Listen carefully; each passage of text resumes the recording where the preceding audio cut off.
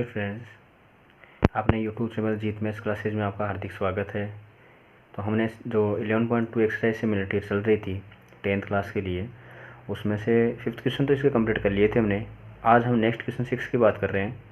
तो जैसा कि दे रखा है, डायग्राम दे रखा है, ABCD आपका एक क्वाड्रिलेटर है जिसमें जो EF है वो इस CD के पैरेलल है और AB के भी क्या है, पैरेलल। मतलब तीनों साइड दे रखी है वो आपस में क्या है, पैरेलल। जो आपको AB दे रखी है वो इस EF के भी पैरेलल है और इस CD के भी पैरेलल है। ये प्रूफ क्या करना है आपको? प्रूफ करना है कि जो AE अपॉन ED है, AE अपॉन ED ये इक्वल किसके है, BF अपॉन इस FC के। तो सबसे पहले गिवन क्या है आपको, तो यहाँ रख लेते हैं गिवन। तो गिवन ये है आपको कि इस डायग्राम में जो फिगर दे रखा है इसमें जो AB है, या फिर जैसे लिख सकते हो जो आपको दे रखा है EF पैरेलल टू DC और पैरेलल टू AB, ये चीज़ क्या है आपको गिवन है इसमें। और प्रूव क्या करना है, प्रूव करना है आपको कि जो AE अपॉन ED है ये इक्वल है आपका BF अपॉन FC के।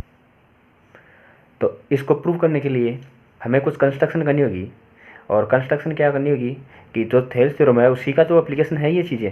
तो थेल्स थ्योरम में क्या होता है, किसी ट्राइंगल में, तो इसका मतलब इसमें ट्राइंगल बनाना पड़ेगा। तो ट्राइंगल कैसे बनेगा, किसी भी एक डायगोनल को आप क्या कर दो, मिला दो। इस B को D से मिला सकते हो या A को C से मिला सकते हो, किसी भी A को मिलाना है। तो आपने क्या लिखा, कंस्ट्रक्शन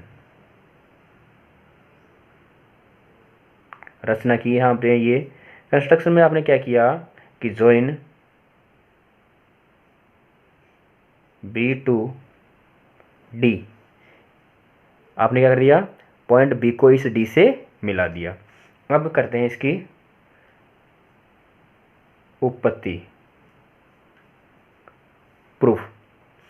तो प्रूफ के लिए देखो, आपको दे रखा था कि जो AB है वो CD के पैरेलल है और इसके भी पैरेलल था। अब ये क्या कर रहा है, इसे जो आपने इस दोनों को मिलाया वो EF को क्या कर रहा है, पॉइंट कोई भी रख लिया, इसको जैसे G रख लिया, X रख लिया, Y रख लिया, P रख लिया, कोई भी एक पॉइंट रख सकते हो आप यहाँ। तो अब देखिए, तो हमने क्या किया, तो आपको ये पैरेलल साइड दे रखी थी, तो पैरेलल साइड में हम क्या करते हैं, किसी भी एक को लेते हैं। जैसे हमने क्या किया कि ये ट्राइंगल लिया, कौन सा, BCD, ये ट्राइंगल लिया। तो BCD ट्राइंगल में, तो BCD ट्राइंगल में जो EF है वो इस CD के पैरेलल है। तो इन ट्राइंगल BCD, तो इसमें जो EF है वो पैरेलल किसके है, DC के, CD के। ये चीज़ क्या आपको गिवन है भाई, दे रखी है आपको, तीनों साइड क्या है, आपस में पैरेलल है, तो आप किसी भी एक को रख सकते हो। तो हमने क्या रखा, BCD को रख लिया।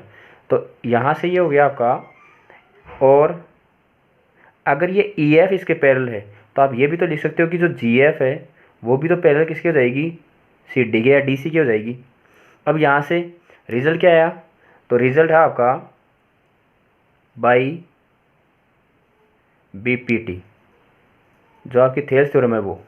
और वो थ्योरम क्या कहती है कि किसी ट्राइंगल में दो साइड को मिलाने वाला लाइन सेगमेंट अगर तीसरी साइड के पैरेलल हो तो वो क्या करता है, उसको सेम रेशियो में डिवाइड करता है। तो हम क्या कर लेते हैं, इसको सेम रेशियो में डिवाइड करवा लेते हैं।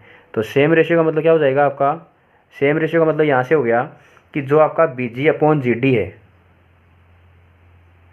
BG अपॉन GD ये इक्वल हो गया आपका BF अपॉन FC के।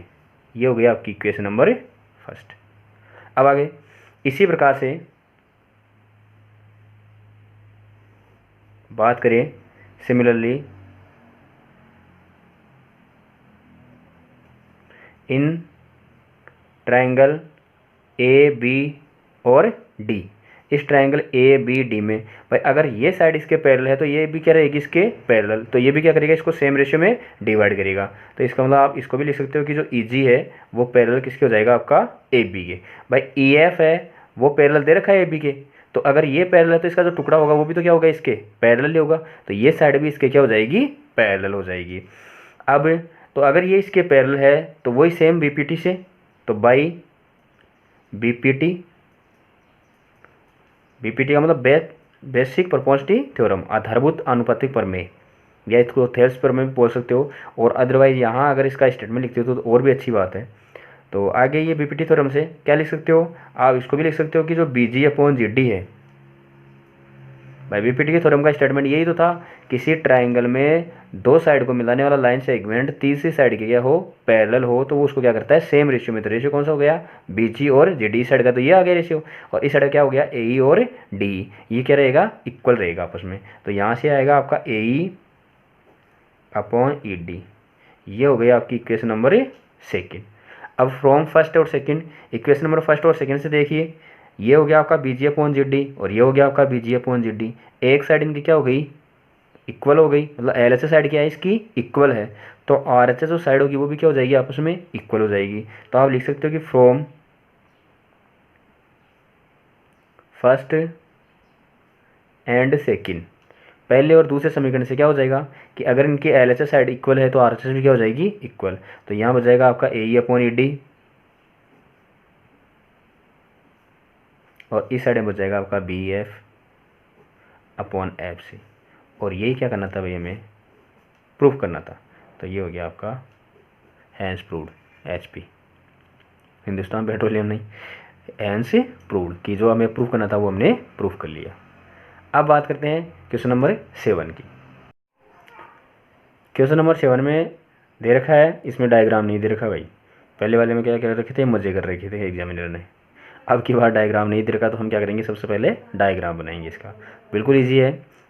सबसे पहले इसने बुलाया कि एबीसीडी एक पैरेललोग्राम है, तो एक पैरेललोग्राम बना दो। पैरेललोग्राम का मतलब एक समांतर चतुर्भुज। तो सबसे पहले एक पैरेललोग्राम बना दिया, ये लो इसका पैरेललोग्राम। पैरेललोग्राम क्या होता है, जिसकी आम साइन बुझाई क्या हो, पैरेलल हो, और क्या होती है, आपस में बराबर हो। तो ए बी सी और डी, ये एक पैरेललोग्राम बना दिया। अब आगे क्या बोला इसने, P is any point on side BC, कि इस BC के ऊपर कोई पॉइंट P है, कोई पॉइंट क्या है, P। तो ये ले लिया भाई, कहीं भी ले सकते हो आप अपनी इच्छा अनुसार। अब क्या बोला है कि इफ़ DP और AB प्रोड्यूस, अगर AB और DP से एक पॉइंट प्रोड्यूस होता है, वो कहाँ मिलता है आपका, L पर। तो AB प्रोड्यूस का मतलब इसको आगे बढ़ा दिया, एक्सटेंड कर दिया इसको। और इसी प्रकार से DP, तो इस DP को भी आगे बढ़ा दिया, और दोनों एक जगह जाकर ये मिल गए भाई। और ये पॉइंट क्या है आपका, L। ये थी आपकी वर्ड प्रॉब्लम का, और डायग्राम इस तरीके से बन गया इसका। पैरेललोग्राम दे रखा था ABCD आपका, और P आपको कोई BC पे पॉइंट लेना था, और उसके बाद में इनको आगे खींच कर M पर मिलाना था। तब आपको प्रूफ करना था, ये आपको प्रूफ करना था। तो आई होप आपको इतने क्वेश्चन करवा दिए हैं। तो इसमें आपको गिवन और जो प्रूफ करने वाले हैं वो तो आप कर लोगे। इसमें से गिवन कोई ज़रूरी नहीं है आप मैथमेटिकल तरीके से लिखो, आप यहाँ से भी लिख सकते हो क्वेश्चन में से। जैसे गिवन में क्या लिख सकते हो, गिवन में यहाँ से लिख सकते हो कि ABCD is a parallelogram, P is any point on BC, यहाँ से लेकर यहाँ तक L तक, ऐसा कैसा पॉइंट लिख सकते हो। अब इसमें कोई ज़रूरी नहीं है कि आप जो वर्ड प्रॉब्लम है उसको लिखते हो या मैथमेटिकली डायरेक्ट ये लिखा सकते हो कि ABCD parallelogram and L is point which produce by DP and AB, ये कर सकते हो आप, इतना लिख सकते हो। तो यहाँ तक ये लिख दिया हमने। अब प्रूफ क्या करना है, तो प्रूफ आपको डायरेक्ट दे रखा होगा। अब बहुत सारे स्टूडेंट ऐसे होते हैं मेरी तरह, जिनको ये नहीं पता होता बेचारों कि इसमें गिवन क्या है और प्रूफ क्या करना है। तो कुछ नहीं है, बिल्कुल सिंपल सा है कि आपको क्वेश्चन में सब कुछ मेंशन कर रखा होता है। प्रूफ देखो अगले ने लिखा है, ये देखो समझदार अगला कि प्रूव देट, तो ये देखो प्रूव देट। तो ये बस उठाकर लिखना ही तो है, कौन सा जोर आ रहा है। पर इस वर्ड प्रॉब्लम की जैसे बॉडी लैंग्वेज देख कर डर जाते हैं कि बड़ा बड़ा सा क्वेश्चन आ गया कि छोड़ दो इसको। तो ये बिल्कुल ईजी सा ही है आपका। अब चलो इसको प्रूव करते हैं। बोल दिया भाई आपको क्या करना है, गिवन में यहाँ से लेकर यहाँ तक ऐसा कैसा लिख दिया, और प्रूफ में आपको ये दोनों चीज़ें लिख दी। अब करते हैं बात इसकी प्रूफ की, प्रूफ कैसे करना है। तो प्रूफ के लिए लिख दिया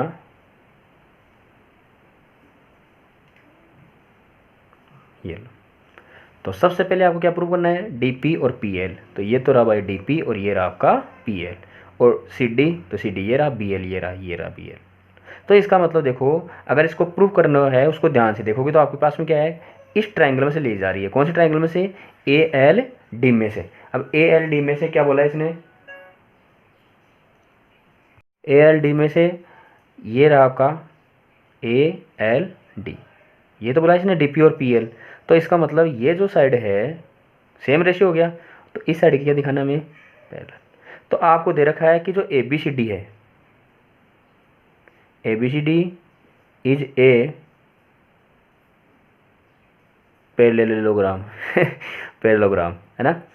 तो ए बी सी डी क्या है आपका, एक पैरेललोग्राम है भाई, ऐसे बोलते हैं इसको। क्या दे रखा है देखो, पैरेललोग्राम, लेलोग्राम पैरेललोग्राम।